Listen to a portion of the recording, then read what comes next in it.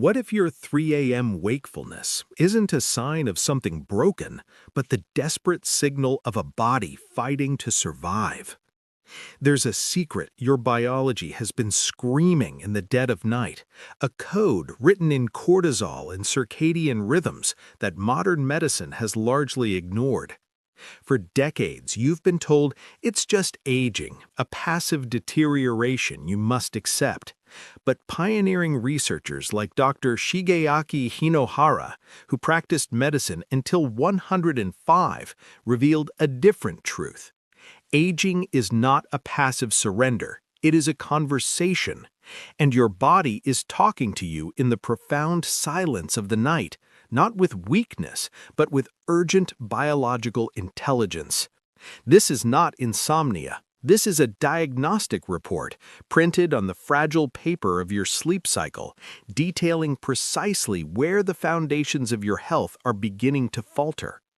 The wakefulness is merely the symptom. The cause is a series of silent physiological earthquakes shifting deep within your cells, your hormones, your very nervous system. And tonight, we translate that report. Imagine for a moment the exquisite precision of your internal clock. Nestled in the hypothalamus of your brain, the suprachiasmatic nucleus, your master circadian pacemaker, does not merely track time, it conducts the symphony of your biology. It cues the release of hormones, the ebb and flow of body temperature, the rise and fall of neurotransmitter levels, all in a 24-hour rhythm perfected over millennia. This rhythm is your birthright. But as years pass, the conductor's baton can grow faint.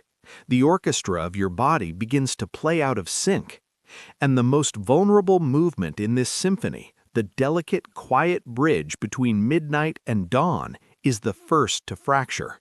This is where the 3 a.m. awakening begins, not as a random glitch, but as a systematic failure of biological timekeeping.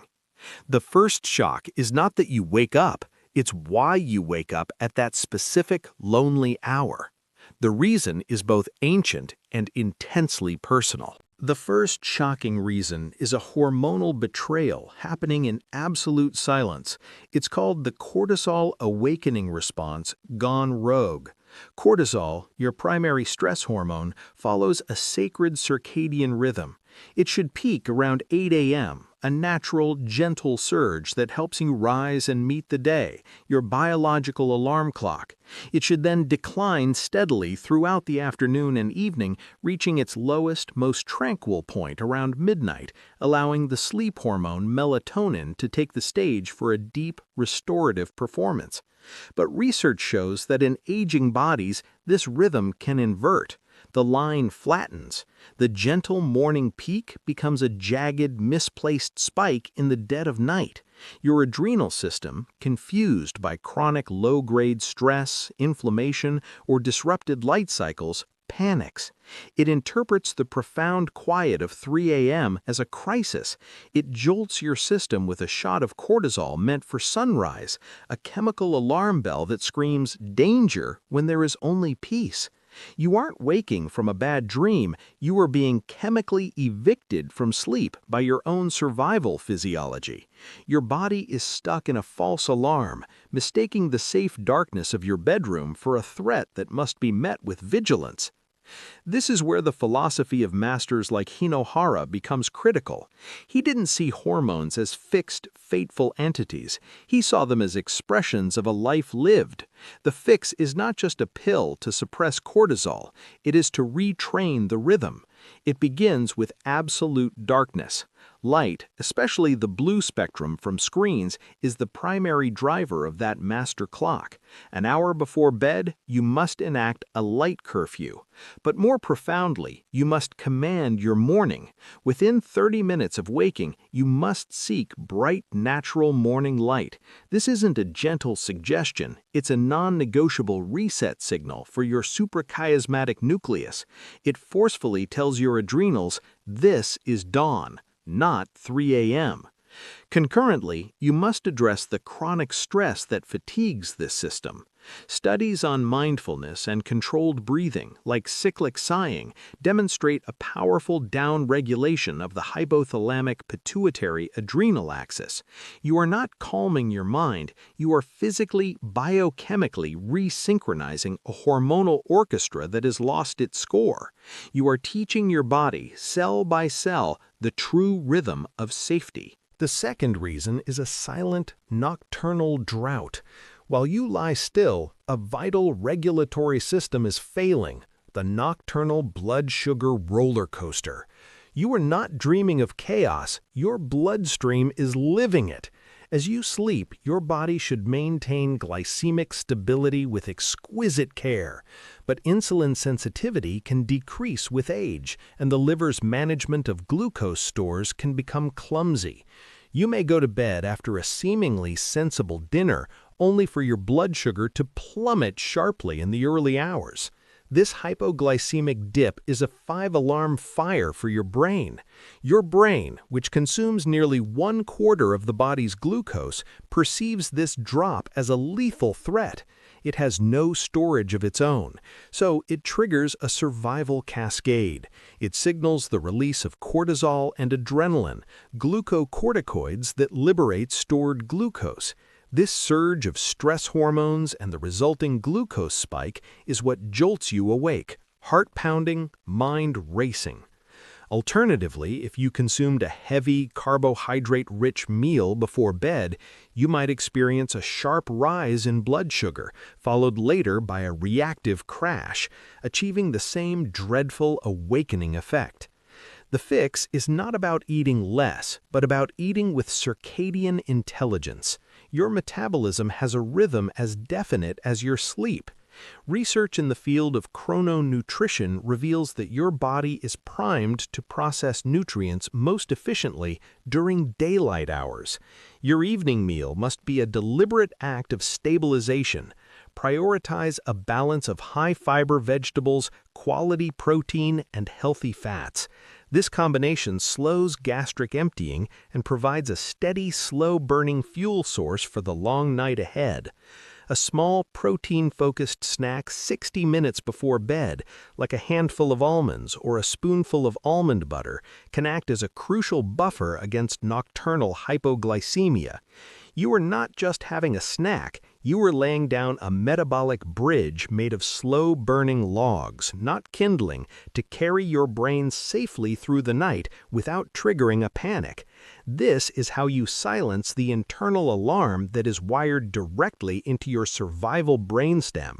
The third reason is a physical collapse you cannot feel until it's too late. It is the silent collapse of the upper airway. This is not always full-blown sleep apnea with its dramatic gasps and snores. It is something more insidious, upper airway resistance syndrome.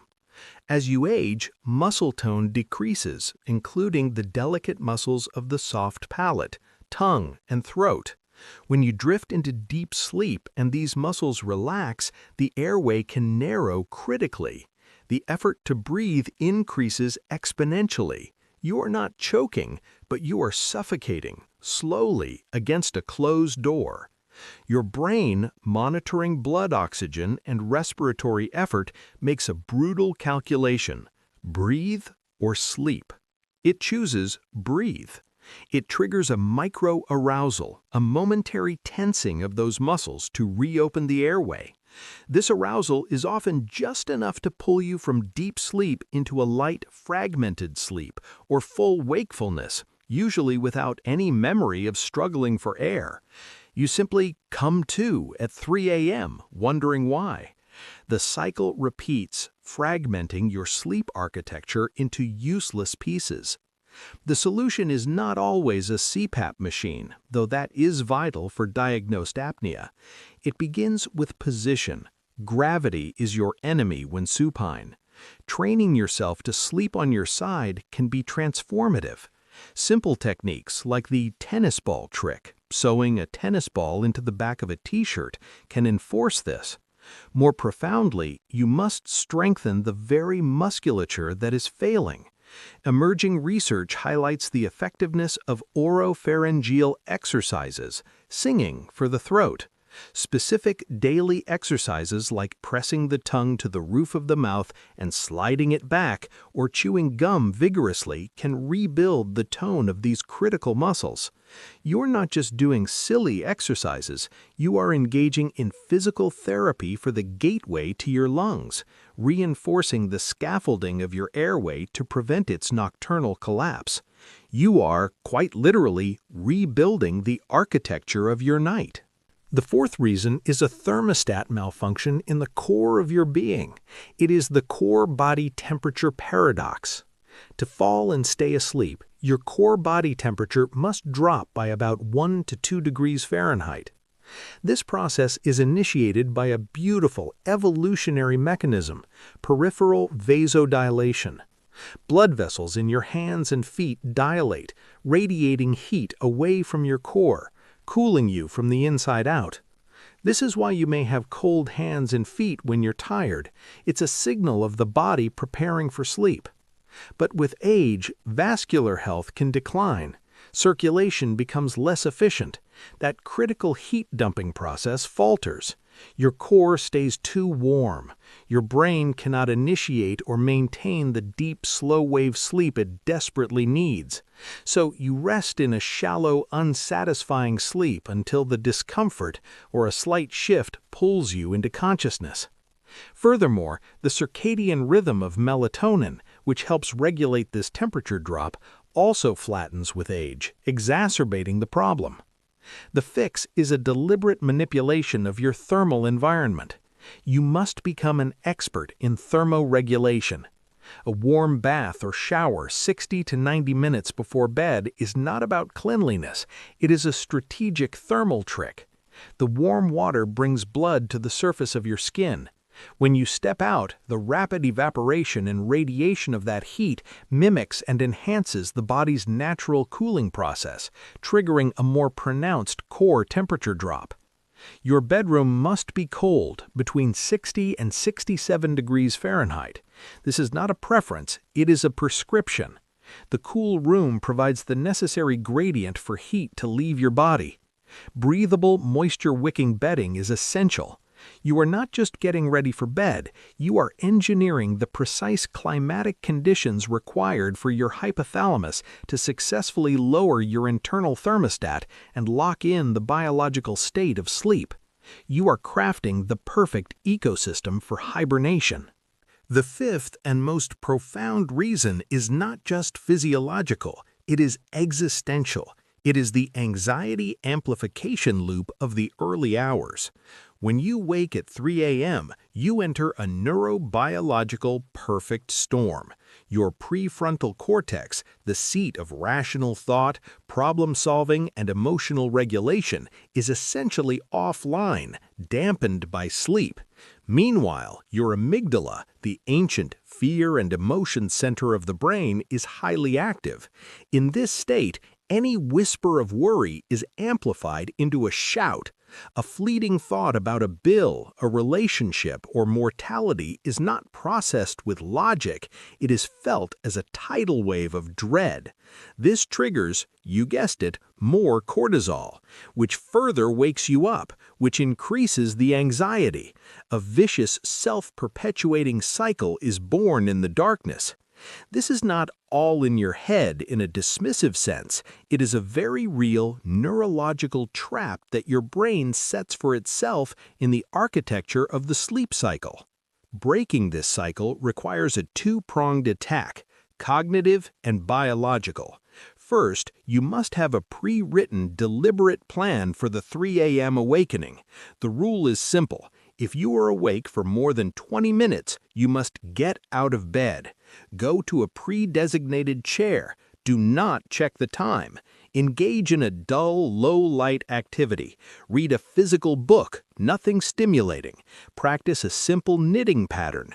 Listen to a pre-recorded, boring audiobook. The goal is not to sleep. The goal is to break the association between your bed and anxious wakefulness.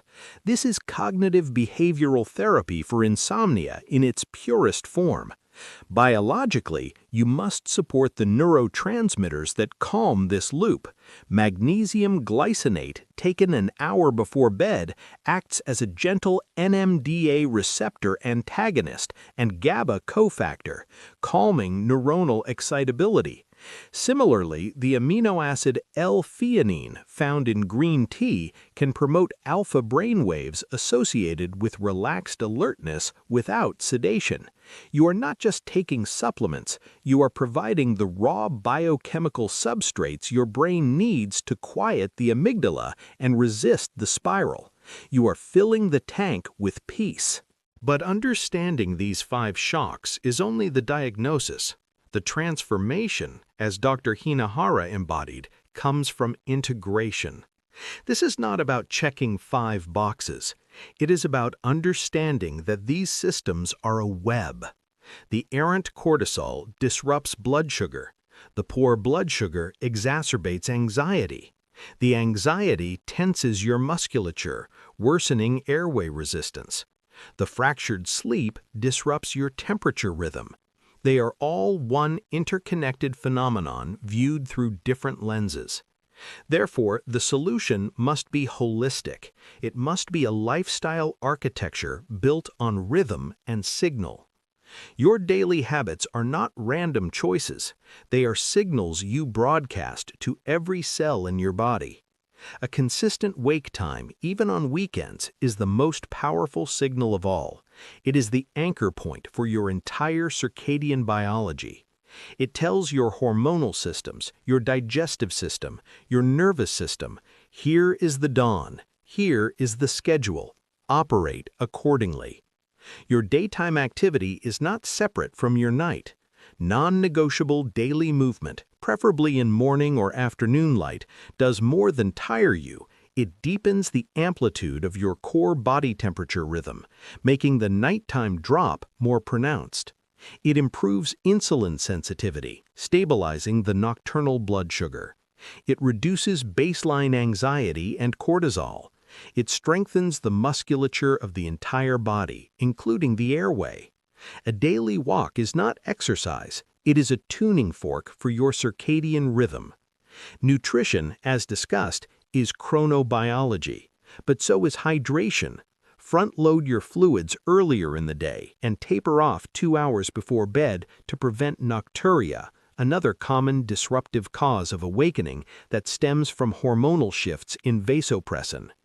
Every action is a thread in the tapestry of your night. This is where we move from repair to optimization. Beyond fixing the leaks, we must reinforce the entire structure.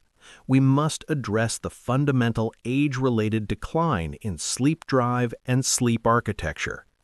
Even without any disorders, aging changes the very pattern of sleep. The percentage of deep, slow-wave sleep, the most physically restorative phase, decreases. The percentage of lighter sleep increases. You become a lighter sleeper by biological default. This is why the triggers we've discussed find such easy purchase. The fortress walls are thinner. To combat this, we must aggressively protect and promote what sleep researchers call sleep pressure, the homeostatic buildup of adenosine in the brain that makes you crave sleep. The enemy of sleep pressure is napping. If you must nap, it must be a power nap of no more than 20 minutes before 3 p.m. Any longer or later, and you rob the vital adenosine from your nighttime reservoir. Furthermore, we can support the architecture itself. The consolidation of sleep, the journey through its cycles, is governed by neurotransmitters. The decline of growth hormone-releasing hormone, GHRH, and GABAergic activity with age plays a role here. While pharmaceutical intervention is a doctor's domain, certain foundational supports can be considered. Glycine, another amino acid, has been shown in studies to improve subjective sleep quality and reduce daytime sleepiness by lowering core body temperature and acting as an inhibitory neurotransmitter. The ritual of a rumorless, caffeine-free, warm herbal tea like chamomile or passion flower before bed is not mere folklore. These contain apigenin and other compounds that modulate GABA receptors, encouraging a gentle transition into sleep. You are cultivating not just sleep, but the quality and structure of that sleep. This journey inevitably leads to a deeper question, one that Hinohara answered with his life. What is this all for? Is the goal merely to sleep through the night? Or is the goal to reclaim the vitality that makes the day worth waking for? The profound truth is that sleep is not a separate compartment from life. It is the foundation upon which every aspect of your health is built. It is during deep sleep that your brain power washes itself with cerebrospinal fluid, clearing the metabolic debris like beta amyloid, a protein implicated in cognitive decline. It is when your immune system releases cytokines, soldiers that patrol and repair. It is when your human growth hormone, vital for muscle repair and metabolic health, is primarily secreted. Waking at 3 a.m. isn't just stealing your rest, it is halting the nightly renovation project that keeps your biological house standing. Therefore, fixing your sleep is the most proactive, powerful act of longevity medicine you can practice. It is taking control of the 1/3 of your life that dictates the quality of the other 2/3. When you retrain your cortisol rhythm, you are reducing systemic inflammation, a root cause of virtually every age-related disease. When you stabilize your blood sugar, you are protecting your neurons and your blood vessels. When you secure your airway, you are safeguarding your heart from the savage strain of intermittent hypoxia. When you cool your core, you are optimizing the cellular repair processes that thrive in that specific thermal window. When you quiet the nocturnal anxiety, you are strengthening the neural pathways of resilience. You are not chasing sleep, you are engineering health at the cellular level. So tonight, when the world is silent and the clock whispers a fearful hour, remember this: you are not at the mercy of time. You are in a dialogue with a universe inside you. That wakefulness is not a sentence. It is a sentence fragment, a clue. It is your body's last, most honest attempt to communicate before the morning noise returns. Hear it not with frustration, but with the focused curiosity of a scientist decoding a message from a distant star. You have the translation manual now. You understand the 5 shocks. You hold the protocols for light, for food, for temperature, for breath, for mind. Begin not with all 5, but with 1. Perhaps tonight you enforce the light curfew and prepare your protein buffer. Perhaps tomorrow you take the warm bath and cool the room. This is not a race. It is a recalibration, a resetting of a biological clock that has been allowed to drift in a world of artificial light, chronic stress, and nutritional confusion. You are returning it to its true north. The philosophy of Hinohara teaches us that a long, vibrant life is not a gift given, but a discipline practiced. It is built in these small, consistent, intelligent choices that signal to your deepest biology. You are safe. You are nourished. You are in rhythm. The promise is not just a full night of unbroken sleep, though that will come. The promise is the dawn that follows it. A morning where you rise not from a state of fragmented exhaustion, but from a period of profound restoration. You will meet the day not with fatigue, but with a reservoir of energy drawn from the deep wells of slow-wave sleep. Your mind will be clearer, your emotions more resilient, your body stronger in its repair. You will have done more than fix a sleep problem.